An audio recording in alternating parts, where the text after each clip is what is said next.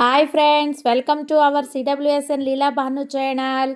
ఈరోజు మన సిడబ్ల్యూఎస్ఎన్ లీలా భాను ఛానల్లో మీ ముందుకు కోడిగుడ్డు పరుటు అంటే ఎగ్ ఆనియన్ కర్రీ. మీ అందరికీ కూడా ఈ ఎగ్ పరుటు అనేది ఫ్రై చేయడం ఒక్కటే తెలుసు, కానీ నీళ్లు పోసి కూడా కూర వండుతారా అనే విధంగా అయితే ఈరోజు నేను చూపిస్తున్నాను. ఎందుకంటే మనం ఆయిల్ ఎక్కువ వేసుకుని తినే రోజులుగా లేదు కాబట్టి హెల్త్ ఇష్యూస్ వస్తున్నాయి ఆయిల్ ఎక్కువ తింటే. అందుకని ఆనియన్స్ని ఎక్కువ ఆయిల్లో డీప్ ఫ్రై చేసి ఎగ్ పరుటు కాకుండా మీ ముందుకైతే ఎగ్ పరుటుతో వస్తున్నాను.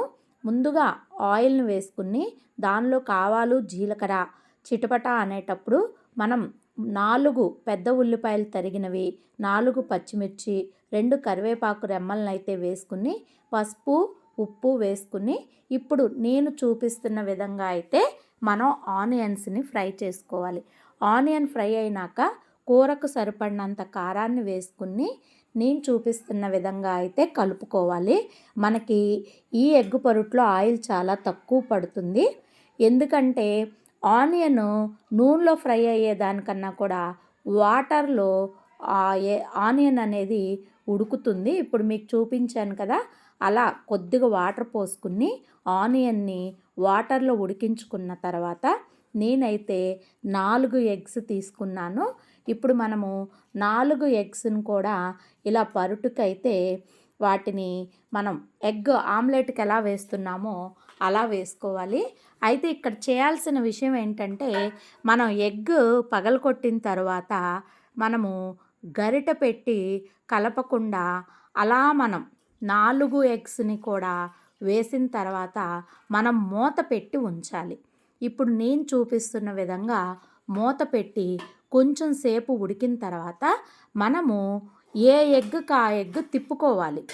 ఎందుకంటే ఎగ్ పరుటు కొంతమంది బాగా స్మాష్ చేసేసి ఒక టైప్లో చేస్తారు. అలా కన్నా కూడా ఇలా చేస్తే కర్రీగాను తిన్నట్టుంటుంది, ఆమ్లెట్ తిన్న ఫీలు వస్తుంది. అలా అని ఎక్కువ ఆయిల్ కాకుండా చక్కగా ఆనియన్ నీటిలో ఉడికి మనకి టేస్ట్ కూడా వస్తుంది, మెత్తగా కూడా ఉంటుంది కర్రీ.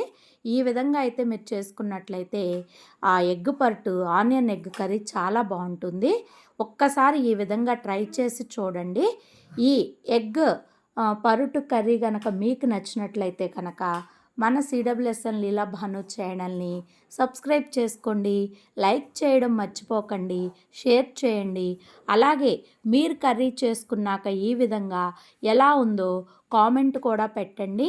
ఈ విధంగా కర్రీ చేస్తే తింటే వదిలిపెట్టరు. Bye bye, thank you.